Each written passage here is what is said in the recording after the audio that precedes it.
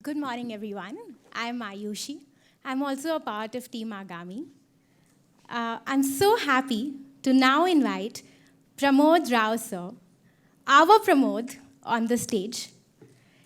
Pramod has been a catalyst for the ODR ecosystem in India, a champion for ODR through and through. When Pramod was the Group General Counsel for the ICICI Bank, he envisioned the EADR, or the Online Dispute Resolution Challenge, in India way back in 2019. This challenge spurred the growth of many ODR institutions in India. These ODR institutions ensured that millions of disputes were resolved during the pandemic. ICICI Bank also became the first bank in India to use ODR for resolving its disputes, and including ODR clauses in its contracts.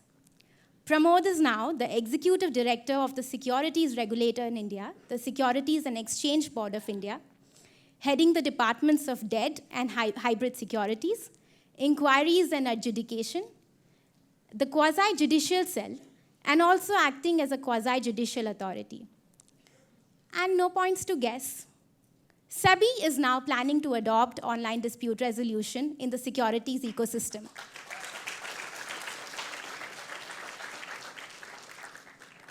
Pramod has also been a friend and mentor for many of us. He has a way to connect with young people.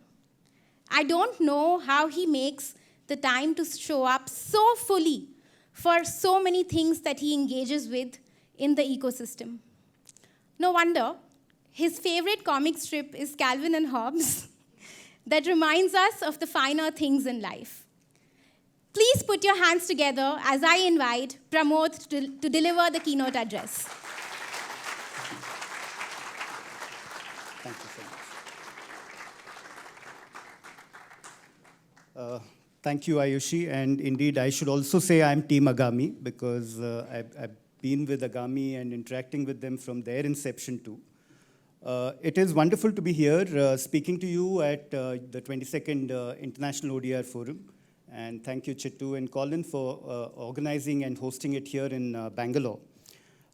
Indeed, I think I want to take a few moments to both talk about, that while ODR did start almost 25 years ago, why was there a late start in India? And equally, when it did start, what else sort of propelled it to where it is, and what lies in the days ahead. So bear with me as both I journey into the past, talk about the present and that future. So very quickly, the decade and a half that went by after ODR actually started, and why in India it took roots a little later. I would place it more, and I was searching for that metaphor. The metaphor which came to my mind was perfect storm. And yet I felt a storm is a very negative connotation. So I looked for other words, and to me, I think serendipity, confluence, and convergence sort of then sprang to mind. And the way I would put it is there was amendments to the Arbitration Act. There were a series of Supreme Court judgments which sort of upheld the neutrality that they expected arbitrators to play, including that the appointing institution should not really have a say in appointing the arbitrator and so on. And there was a clear preference towards institutional arbitration. So I would say that was one factor amongst the five that I'm going to name to you, which sort of played a role. I think the second factor which sort of came in was really the growth of institutional arbitration by itself.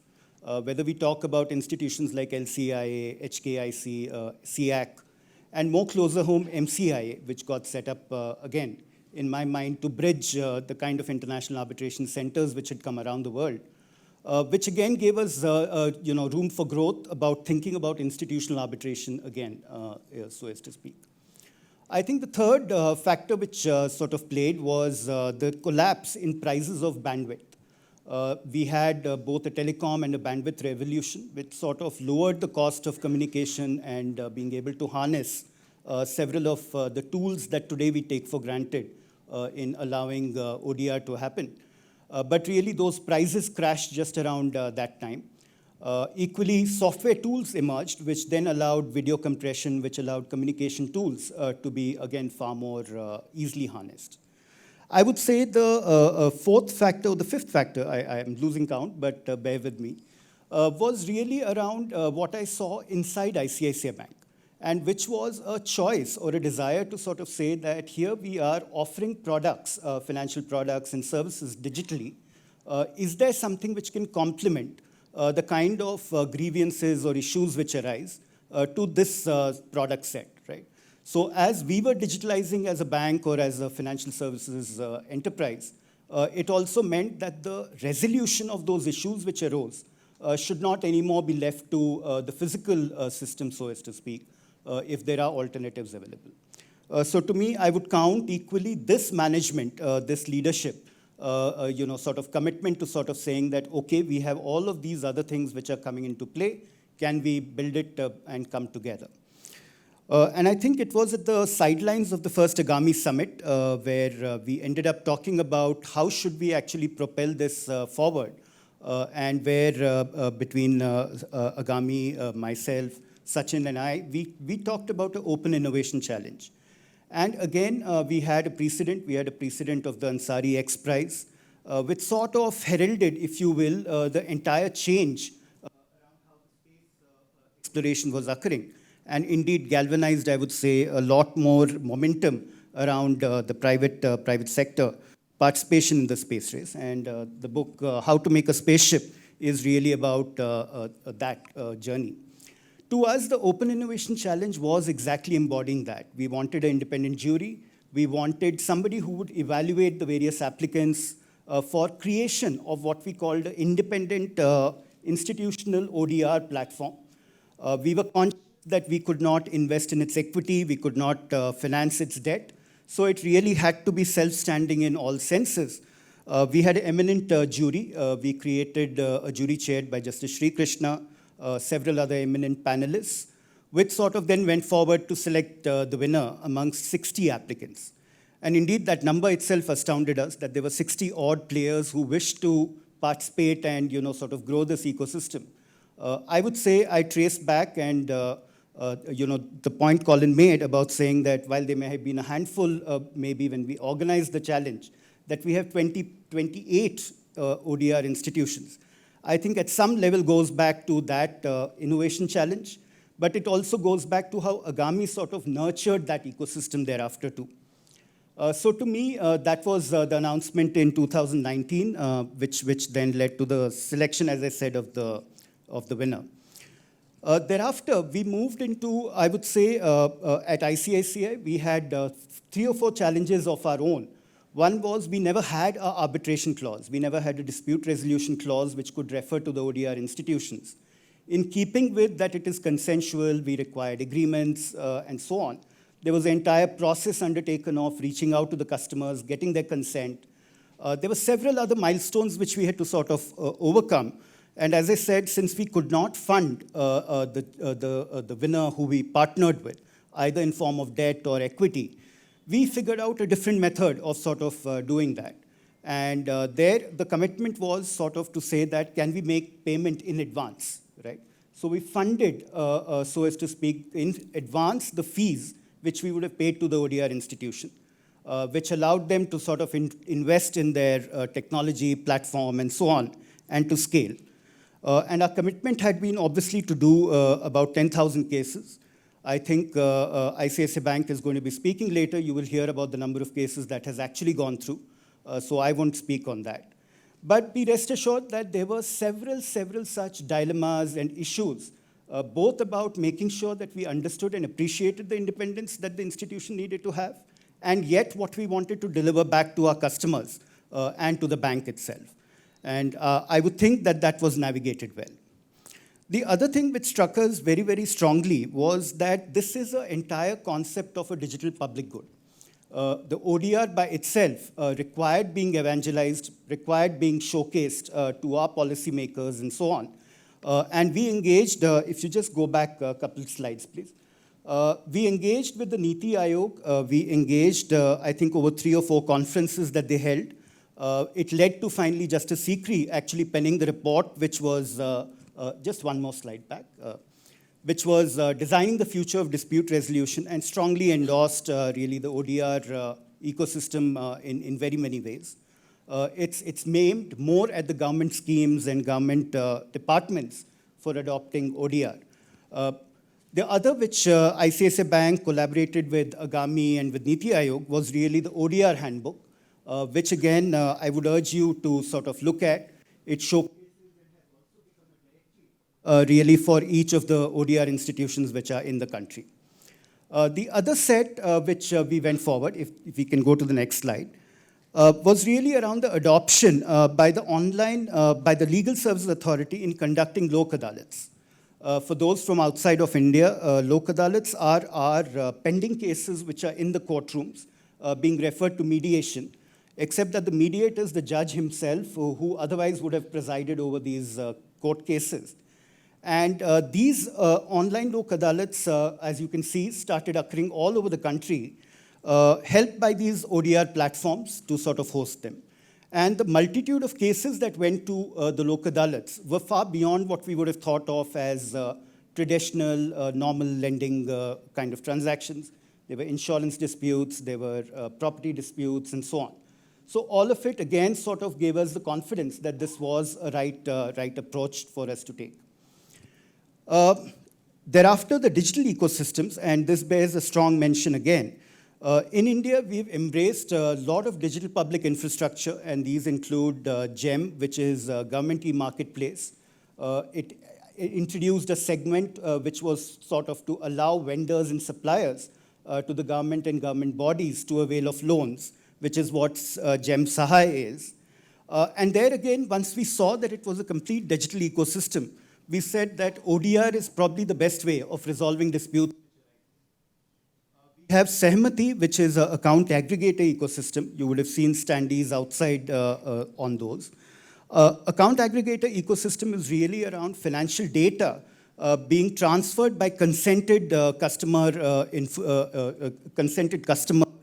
process, which allows that data then to go to various different people. In about 2 to 3 years, we expect the kind of transactions to occur over account aggregator is 1 billion such transactions, right? And when we say 1 billion transactions a year, we have to be prepared that there will be breakdowns, there might be hiccups, there might be issues. And again, therefore, the embrace of ODR by Sehmati became a method to sort of say that here is a complete digital ecosystem. Can we therefore have an embrace of ODR in this ecosystem too? ONDC is the last one of the pioneering e-commerce initiatives in the country, stitching together what is actually allowing people beyond, I would say, the private sector, which has set up e-commerce platforms. And again, as a trust document, which it has published last October, it again endorses and believes that ODR will be the method for it too. The reason I take you through both this private sector journey, the embrace by the court systems of online Lok Adalats and so on, and these digital ecosystems, is sort of to say that indeed, like Colin observed, several of his colleagues observed, it is a tight embrace of these technologies that we are doing in a far bigger way than ever before. And to me, this is gradual, yes, but it will suddenly look like it's everywhere at all at once. To me, I want to spend 2 minutes talking about what we are thinking of for the securities market. So indeed, in the securities market, we do have, I would say, within the stock market, the concept of actual dispute resolution, which is both mediation and arbitration that takes place. This is usually for broker-client disputes. Last year, the SEBI extended that for actually disputes between shareholders and companies as well, issuers which are listed on the stock exchange. So our concept was that if this is already working and already good, can we sort of embrace ODR here to up the ante in terms of both extending it to all players in the securities market, and equally with the market infrastructure institutions, that's the exchanges and depositories, partner with ODR institutions such that we can actually have the mediation done online, we can have arbitration done online. And indeed, that's the consultation paper that we have put out. To me, all of these are what I would say as a signal to both the ODR community that there are promises which you have to make, and I'm going to talk about those promises. And those promises which you will have to keep too, because it won't stay merely at saying that, we've embraced this, we are doing all of this. To me, those promises begin, I think, in terms of the code of conduct. They begin in terms of the standards you embrace. Because one misstep will actually sort of hit the entire community. So I would say that that has to be the prime focus of saying what you do has really got to be with the intent of saying that, yes, we will all sleep well because we did a good job. If we make missteps, if we actually have problems, it can backfire very badly on the entire community. So I would say that's the first word of caution I would make. The second is that as we embrace it in different sectors, you will come and we will need far more mediators, far more arbitrators. So to me, to educators, there is an immense opportunity of both training people in this. But if we embrace ODR the way we have been, we need them to be trained in the online mechanisms too. They cannot merely be trained in mediation, cannot be merely trained in arbitration or conciliation. They have to understand the technology which underpins ODR too. Third is that if they are going to be focused on certain sectors, sectoral knowledge is going to be critical. As we expand, like we said, within the securities market, we cannot have a mediator or an arbitrator come in who then struggles to understand what that securities product is or what that service is. That training and that sort of knowledge, again, is going to be critical. I cite the securities, but if you're going to arbitrate for a bank loan dispute, you need to know how banks lend. You need to know the documentation terms and so on.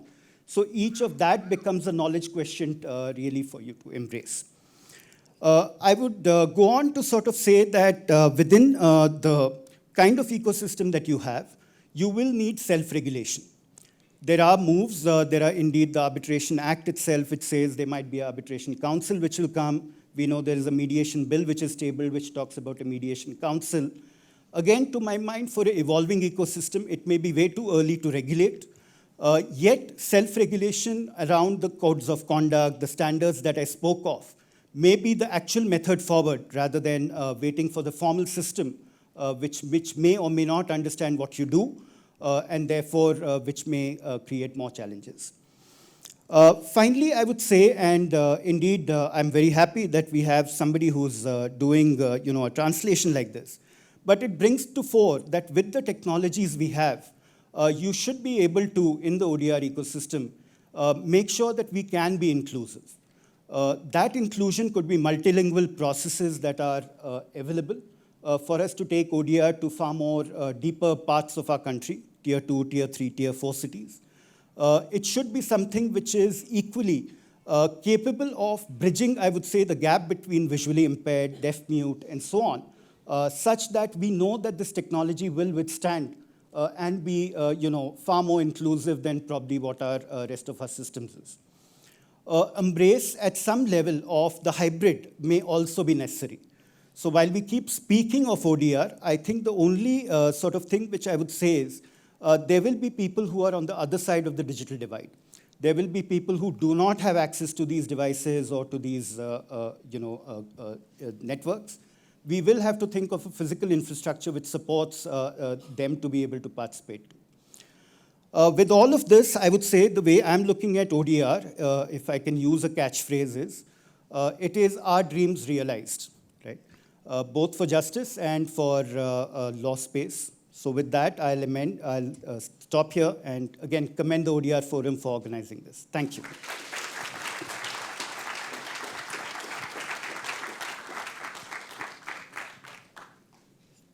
Thank you, Pramod.